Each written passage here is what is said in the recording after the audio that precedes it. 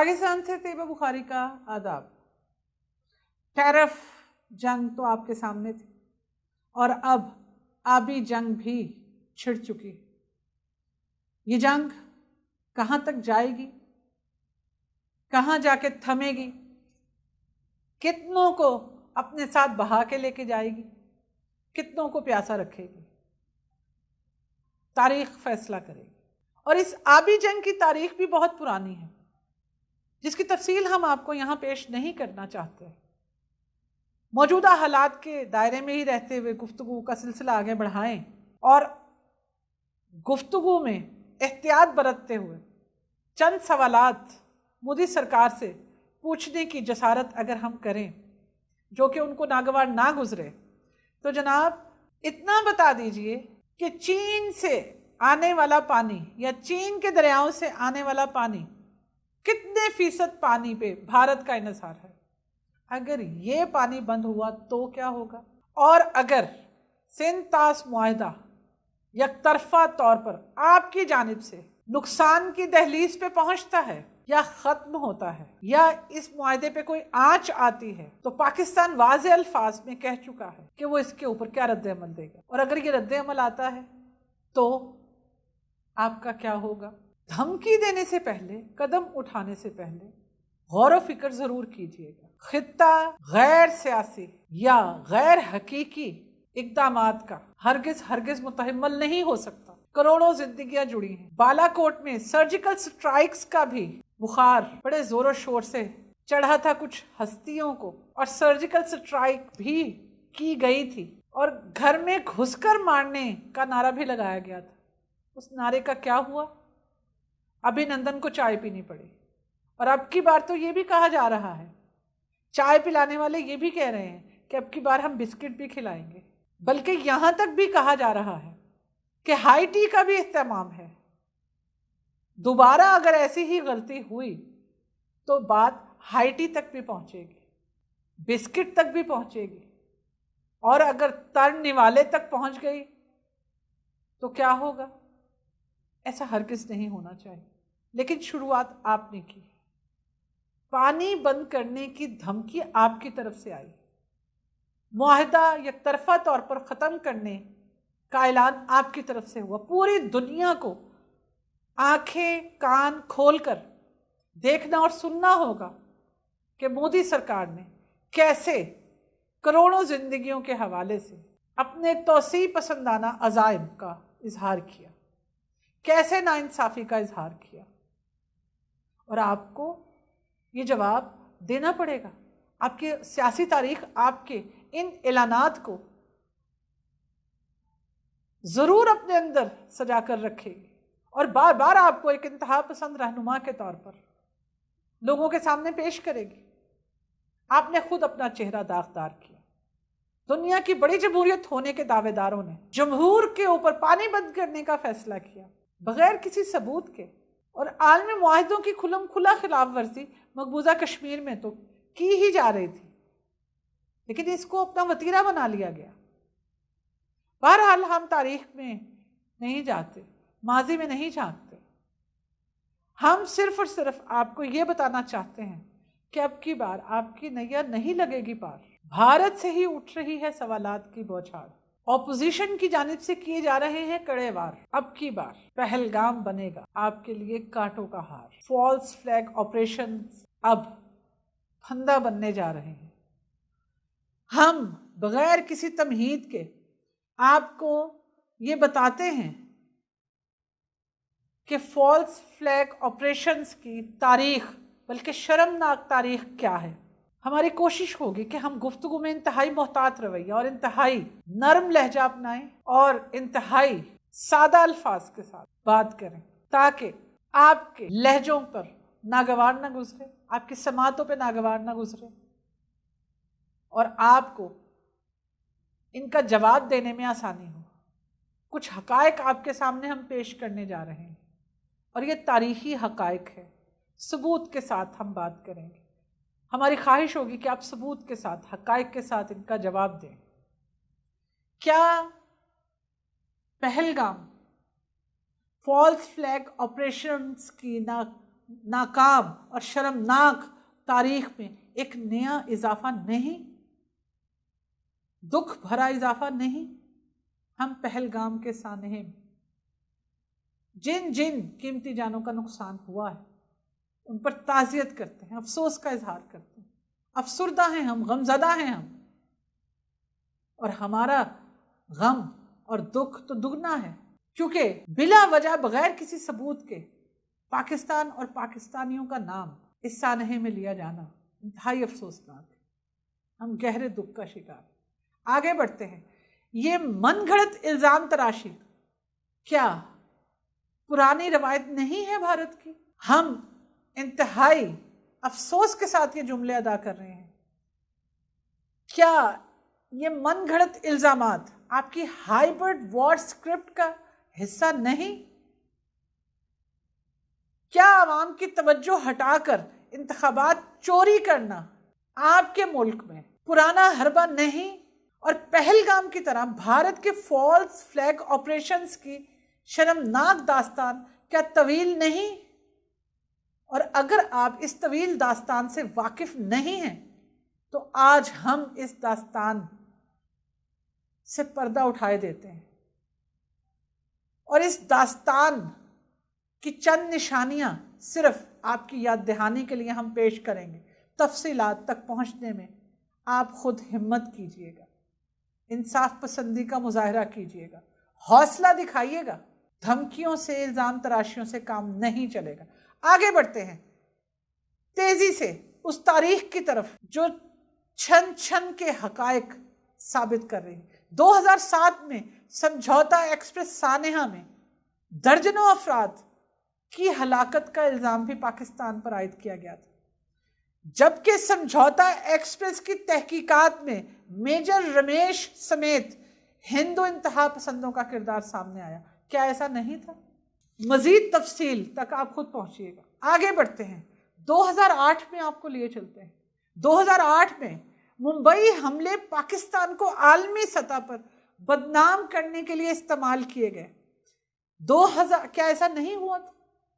2013 में साबिक सीबीआई अफसर सतीश वर्मा ने क्या ये इंकशाफ नहीं किया था? मुंबई हमलों में भारतीय हुकूमत खुद मुलव्वस है और भारतीय हुकूमत ने खुद ये हमले करवाए, और मुंबई हमलों का मकसद इंसदाद दहशत गर्दी के सख्त कवानीन पास करवाना था। ये हम सीबीआई ऑफिसर सतीश वर्मा के अल्फाज आपके सामने पेश कर रहे हैं। क्या आप तक ये अल्फाज नहीं पहुंचे? क्या आप तक ये इंकशाफात नहीं पहुंचे? और अगर ये पहुंचे तो ये सिलसिला बंद क्यों नहीं किया गया? आगे बढ़ते हैं। अब आपको 13 अप्रैल 2018 की याद दिलाते हैं, जब केरला में सयाहों पर हमला किया गया। ये सयाहों पे हमला करने की बहुत पुरानी तारीख है। क्या कभी भारतीयों ने गौर किया? तमाम के तमाम भारतीय इंतहा पसंद नहीं है और नहीं हो सकते। सेकुलर, जमहूरी और पढ़ी लिखी सोच रखने वाले और इंसानियत पसंद, अमन भरी सोच रखने वाले आसानी से हमारे गुफ्तगू जिसकी जानिब, जिन मामलात की तरफ हम निशानदही कर रहे हैं, इशारा कर रहे हैं, तारीख के साथ, वाक़यात के साथ, हवाला जात के साथ हम जो बात कर रहे हैं, क्या उनके जहनों में इन सवालात ने जन्म नहीं लिया होगा? और अगर लिया है तो उनके जवाबात क्यों नहीं दिए जा रहे? क्यों तशनगी रखी जा रही? और कब तक ये सिलसिला जारी रहेगा? हम आपको 13 अप्रैल 2018 में लिए चलते हैं।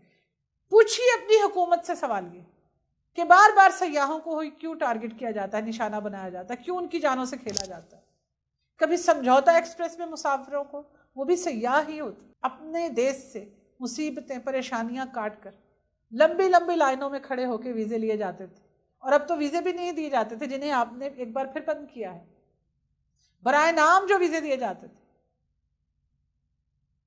और फिर जब सब कुछ छोड़ छाड़ कर और सरमाया खर्च कर कर और अपना वक्त ज़ाया कर कर या अपना कीमती वक्त देकर अपने प्यारों से मिलने जाने वालों को जब ट्रेन में जिंदा जला दिया जाता है, इन सयाहों के साथ जो ज्यादती होती है, इस पर सवाल क्यों नहीं उठाया जाता? इस पर बात क्यों नहीं की जाती? इस पर तहकीकात क्यों वसी नहीं की जाती?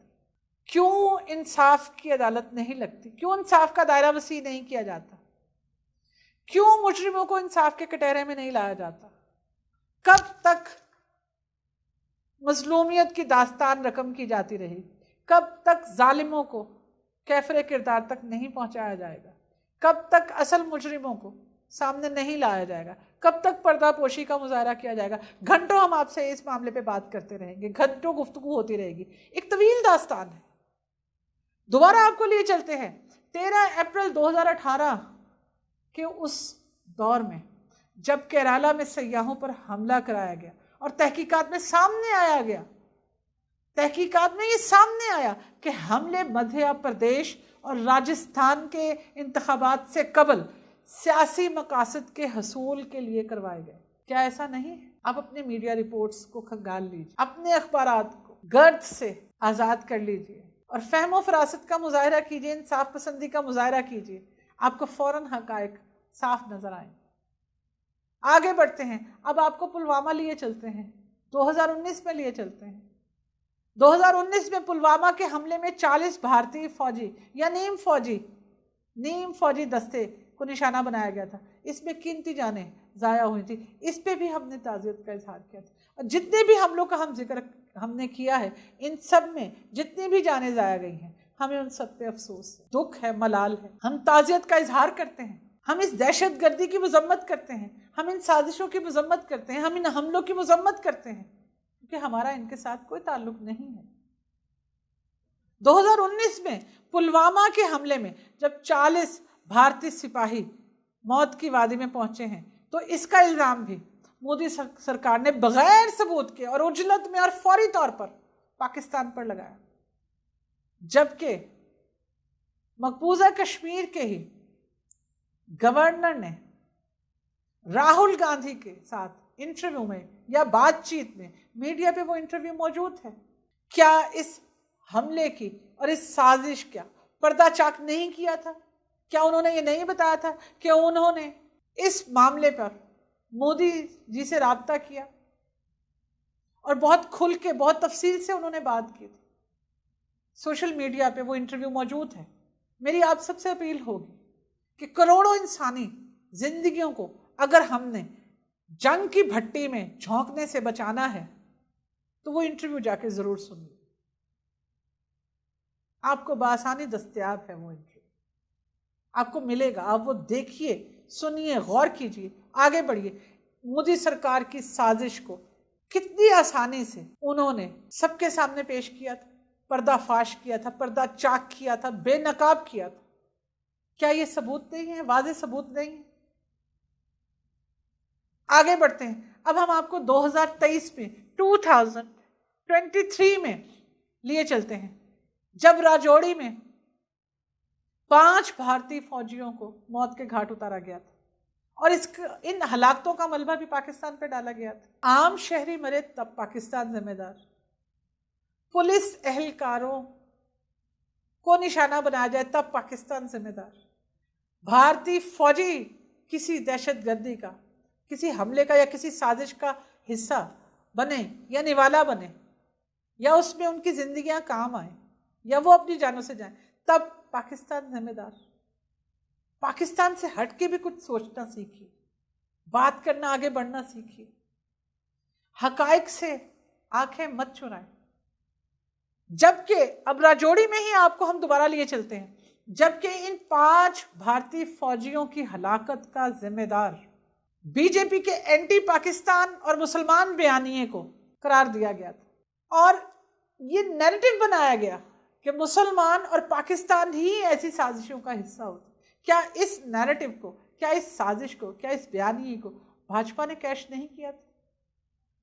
हम मजीद आगे नहीं जाते और अब पहलगाम का मामला 22 अप्रैल को सामने आता है। कंट्रोल लाइन से, बार बार हम आपको बता रहे हैं, कंट्रोल लाइन से पहलगाम का फासला 400 किलोमीटर या तकरीबन 400 किलोमीटर या इससे चंद किलोमीटर कम या इससे चंद किलोमीटर ज्यादा भी हो सकता है। ऐसा कैसे मुमकिन है कि आपकी लाखों की फौज वहां मौजूद हो और फिर से यहां को निशाना बनाया जाए? और फिर कुछ वीडियोस भी सामने आई जिसमें यह बताया गया कि जिस जोड़े को ये साबित करने की कोशिश की गई कि वो नेवल ऑफिसर और उसकी अहलिया को मारा गया, और फिर अगले ही रोज़ ड्रॉप सीन होता है और वो लोग सोशल मीडिया पे आके बताते हैं कि हम तो जिंदा हैं, हमारी तस्वीरों को या हमारी वीडियोस बनाकर या हमारी वीडियोस को क्यों शेयर किया जा रहा है कि हमें मार दिया गया। आखिर इसके पीछे क्या वजूहात?